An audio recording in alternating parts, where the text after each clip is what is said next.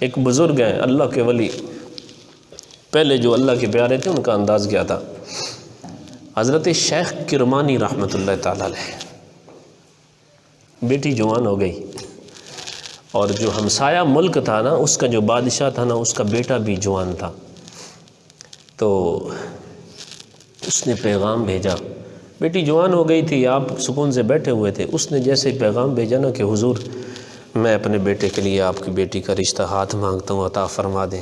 آپ نے فرمایا مجھے کچھ وقت دیں، اس سے وقت مانگ لیا، اپنے گھر سے نکلے، جہاں رہتے ہیں آس پاس ساری مساجد کا دورہ کر رہے ہیں، نکاح کا پیغام آیا بیٹی کا، اور باپ کیا کر رہا ہے؟ مسجدوں میں جا رہا ہے۔ اللہ اکبر، اللہ اکبر۔ اور یار دیکھو، سوچ دیکھو کتنی پاکیزہ، وہ ایک بادشاہ کے بیٹے کا رشتہ آیا ہے نا، نہیں مجھے وقت دو۔ چلتے چلتے مساجد میں تلاش کرتے کرتے ایک مسجد میں پہنچتے ہیں، وہاں کیا دیکھتے ہیں، سارے نمازی نماز پڑھنے کے بعد چلے گئے، آخر میں اینڈ میں دیکھتے ہیں کہ ایک نوجوان جو ہے نا وہ پھر نماز کو شروع ہو گیا، اور بڑی نماز پڑھ رہا ہے، زاروں قطار رو رہا ہے، آنسو اس کے سینے پہ گر رہے ہیں، بڑی گریہ زاری فرما رہا ہے، کمزور سا نوجوان ہے۔ تو اپنے دل میں کہنے لگے لگتا ہے کہ کرمانی تمہارا کام ہو گیا، کرمانی تمہارا کام ہو گیا۔ رک گئے ادھر مسجد کے دروازے کے اوپر، وہ نوجوان فارغ ہوا نماز سے، نماز کے بعد قریب ہوئے، کہتے ہیں کہ بیٹا کیا شادی شدہ ہو؟ انہوں نے فرمایا حضور میں شادی شدہ؟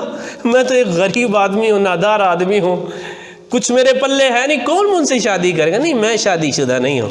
آپ نے فرمایا میری بیٹی ہے، میں اپنی بیٹی کا نکاح تم سے کرنا چاہتا ہوں، تمہارے پاس کچھ ہے؟ حضور میرے پاس کچھ بھی نہیں ہے، میرے پاس کچھ نہیں، یہ جو کپڑے میں نے پہنے ہوئے یہی میرے پاس ہیں، یا گھر رہنے کے لیے کمرہ ہے، اور کچھ نہیں میرے پاس، آپ کی بیٹی میرے ساتھ نہیں رہ سکے گی۔ آپ نے فرمایا بیٹا یہ بات نہ کرو، تربیت کرنے والا شیخ کرمانی ہے، کچھ نہ کہو۔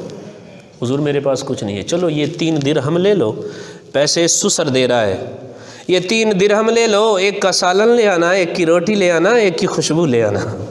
ٹھیک ہے جی، نوجوان چلا گیا بازار میں، 3 چیزیں لے کر آ گیا۔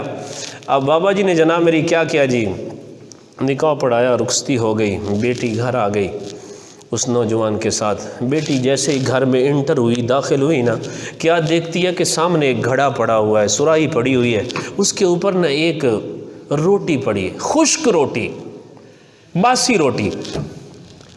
اس نے جیسے ہی دیکھا نا تو اس نے کہا میں اس گھر میں نہیں رہوں گی، میں اس گھر میں نہیں رہوں گی۔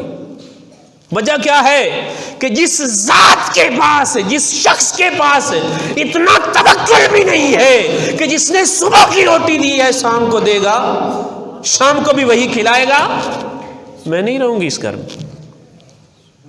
بلکہ ایک لکھنے والے نے یوں کہا، جب اس بچی نے کہا نا میں اس گھر میں نہیں رہوں گی، تو اس نوجوان نے کہا میں نے پہلے ہی کہا تھا شیخ کو، شیخ تیری بیٹی میرے ساتھ نہیں رہے گی، میرے ساتھ نہیں رہے گی۔ اس بچی نے کہا کس وجہ سے؟ اس وجہ سے نہیں جا رہی کہ تمہارے پاس مال نہیں، اس وجہ سے جا رہی ہوں کہ یہ روٹی تمہارے گھر میں کیوں ہے، اب یہ یا تو روٹی رہے گی یا میں رہوں گی۔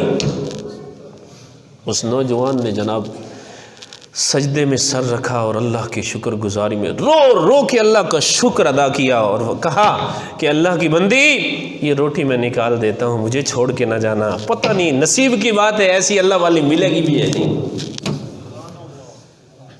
یہ تھا بزرگوں کا انداز، یہ تھا ہمارے کامل افراد کا انداز۔